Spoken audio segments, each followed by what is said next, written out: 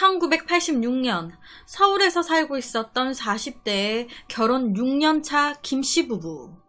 이 부부에게는 금쪽 같은 5살의 아들도 있었는데요.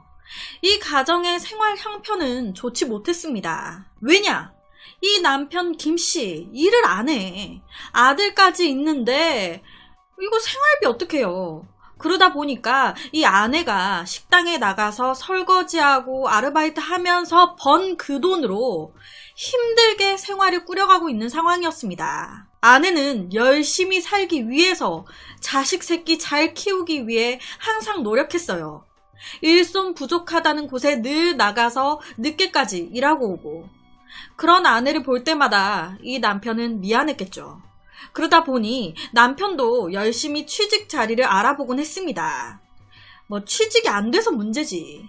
그러던 2002년 2월 늦은 저녁에 이 남편 김씨가 잠을 자다가 목이 너무 말라가지고 물을 좀 마시고 자려고 눈을 딱 떴는데 아내가 없는 거예요. 뭐야? 아내 어디 간 거야?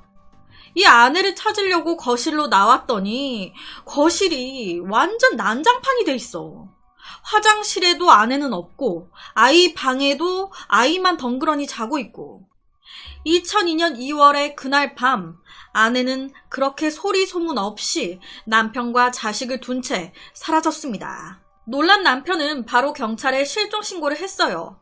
제 아내가 간밤에 감쪽같이 사라졌습니다.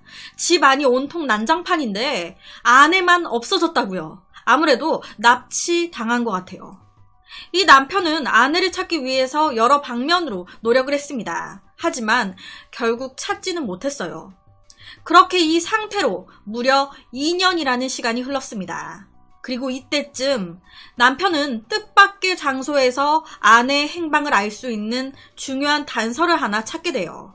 아내가 실종된 지 2년이 지난 2004년 12월경 취직을 하게 된 남편이 여러 가지 서류 준비를 하기 위해서 동사무소를 찾아온 거예요. 등본 하나 뽑아주세요. 그런데 그 등본을 딱 보니까 아니, 사라진 아내가 불과 한 달 전에 전입신고를 했네? 이거 뭐야? 이상하니까 이 남편은 아내의 주민등록 초본까지 확인을 해보게 됩니다. 도대체 아내는 어디에 있는 걸까? 와, 근데 초본을 딱 보니까 이 아내 경기도 고양시의 한 농촌마을에 있네? 이 농촌마을에는 왜 있는 거야? 당연히 주소를 확인한 이 남편 찾아간 거예요. 아내 데리고 오려고. 도대체 왜 떠난 건지 물어보려고. 그렇게 주소지를 딱 갔는데 그 집 안에서 외딴 남자 한 명이 나오네. 그러더니 그 남자가 하는 말이 자기가 내 와이프랑 같이 사는 사람이고 내 와이프랑 결혼할 사이래. 이거 무슨 개소리야. 내가 남편인데. 남편이 이렇게 버젓이 살아있는데 누가 누구랑 결혼을 해. 그렇게 실랑이를 하다가 이 아내와 남편 김씨 그리고 의문의 새로운 남자까지 3자 대면을 하게 된 거예요. 남편 김씨는 당연히 아내한테 여보 집에 가자. 왜 그러는 건데. 나 취직했어. 이제 내가 돈 벌어다 줄게. 그런데 이 아내 계속적으로 안 가겠다고 버티는 거예요. 죽어도 안 간다고. 결론적으로 이날 이 남편 김씨는 혼자 집으로 돌아와야 했습니다. 그런데 며칠 뒤 이 아내 인근 논밭에서 독국물을 마시고 위독한 상태로 쓰러진 채 발견이 됐습니다. 마을 이웃 주민이 먼저 이 모습을 발견을 했는데 얼마나 놀래요. 그러니까 이 주민이 경찰에도 신고를 한 거예요. 그렇게 경찰과 119가 현장에 도착했고 이 아내는 급히 병원으로 옮겨졌습니다. 그리고 얼마 지나지 않아서 의식도 조금씩 회복하는 듯 했어요. 하지만 결론적으로는 이 아내 며칠 지나지 않아서 사망했습니다. 그리고 그 유서에는 남편 김씨에게 여보 내가 다 잘못했어요. 내가 벌 받을게요. 여보 미안해요. 아내가 남편 아들한테 미안해서 그냥 스스로 목숨을 끊었구나 라고 생각이 되죠. 하지만 며칠 후 의외의 인물이 살인 혐의로 체포가 됐습니다. 그 사람은 바로 아내 실종 신고를 제일 먼저 했었던 사망한 아내의 남편 김씨. 남편은 당연히 말도 안 된다. 내가 왜 내 아내를 죽이냐. 나는 억울하다. 라고 주장했습니다. 도대체 이게 어떻게 된 상황인 걸까요? 알고 보니까 이 남편 김씨 엄청 지독한 의처증 환자였던 거예요. 1980년도에 이 아내가 김씨와 결혼을 했습니다. 그런데 얼마도 채 지나지 않아서 이 남편 김씨 본색을 드러내기 시작한 거예요. 일은 하지도 않고 집에서 핑가핑가 놀면서 아내가 밖에서 일하고 오면 너 나가서 딴 놈이랑 바람피고 왔지? 나 일 안 한다고 개무시하는 거야 지금? 그러면서 아내의 가방을 뒤지고 때리고 툭 하면은 둥기, 손, 발로 구타를 일삼는 거예요. 거기다가 더 최악인 게 이 남편 김씨 아내한테는 바람 피지 마라 죽는다. 너 바람 피냐. 뭐 이런 식으로 계속 허구한 날 때리면서 지는 바람을 피고 다녀. 지는 다른 여자랑 불륜 관계 맺으면서 계속적으로 이 아내한테 모욕감을 주는 거예요. 일부러 그 내연녀랑 관계 가지는 것까지 보여주고 더 최악인 게 비정상적인 그 성관계까지 이 아내한테 요구했었대요. 그러다 보니까 어떻게 같이 살아요. 허구한 날 이상한 소리나 해댔는데. 그러다 보니까 2002년 2월경에 견디다 못해 뛰쳐나온 거예요. 앞서 말씀드렸지만 이 두 사람 사이에는 5살의 아들이 있었습니다. 이 아들 때문에 계속적으로 버틴 거였어요. 하지만 이러다가는 내가 죽겠다 싶으니까 이 엄마, 이 아내가 아들한테 엄마가 자리 잡는 즉시 너 꼭 데리러 올게 라고 하고 혼자 나갔던 거예요. 그렇게 2년 동안은 조용했는데 2년이 지나서 이 남편 김씨가 등본을 보게 됐고 그러면서 아내의 위치를 또 알게 됐고 그러면서 또 다른 남자와 동거하고 있다는 것까지 알게 된 거죠. 첫날 아내를 이 남편이 찾아갔을 때 이 남편 김씨는 홀로 돌아와야 했습니다.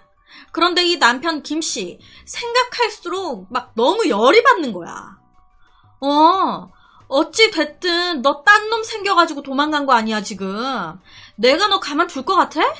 그래서 사건의 그날 아내가 있는 그 집에 몰래 찾아와서 근처에서 잠복하고 있다가 집 밖으로 혼자 나오는 아내를 납치한 거예요.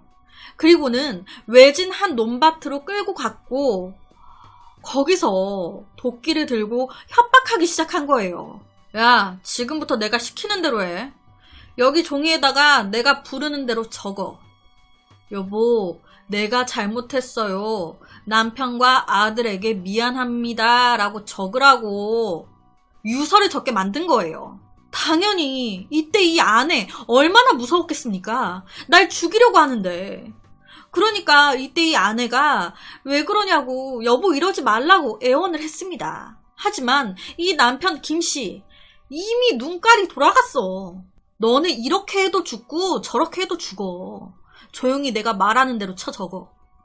그렇게 유서를 다 쓰게 만든 후에 이 남편 김씨는 하나의 병을 아내에게 건넸습니다. 바로 농약이 든 병이었어요. 이거 마셔.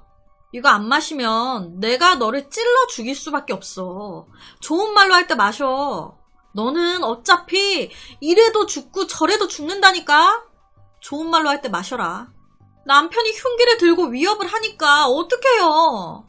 이 아내 결국 스스로 독극물을 마신 거예요. 이 남편 김씨는 아내가 쓰러질 때까지 그 곁을 떠나지 않았습니다. 너무 잔혹하죠. 유서 쓰고 죽으라고 자살처럼 보이게끔 옆에서 협박하고 강요한 거예요. 죽인 거죠. 유서 써. 그리고 이거 마셔.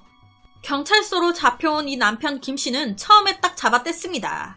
자기는 억울하다고. 하지만 농약병에서 남편 김씨의 지문이 나왔고 조사 결과 사건 발생 일주일 전 남편이 농약을 사간 것 또한 확인이 됐어요. 그리고 그 무엇보다 이 아내분이 사건 발생 후에 이제 병원으로 이제 옮겨졌었잖아요. 그런데 이때 잠깐 의식이 돌아왔었단 말이에요.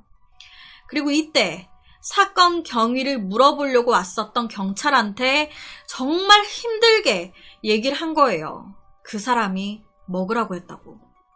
그 사람, 내 남편 김씨. 그 얘기를 하고 얼마 안 가 사망하신 겁니다.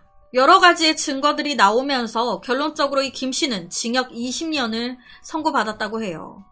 자살 강요는 범행을 은폐하려는 목적인 만큼 직접 살해한 것보다 오히려 더 잔인하다고 하는데 징역 20년 받았어요. 징역 20년. 더 잔인하다고 하는데 학대와 핍박 때문에 가출했던 아내가 다른 남자와 동거한다는 이유로 음독 자살하게 만든 비정한 40대의 남편. 너무 잔인한 것 같습니다. 정말로. 철저하게 다 계획하고 찾아왔던 거잖아요.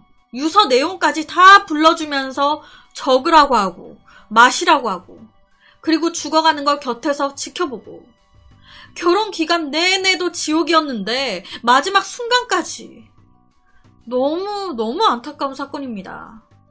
그래서 오늘은 절대 다시 일어나선 안 될 한 안타까운 사건에 대한 이야기를 가지고 왔습니다.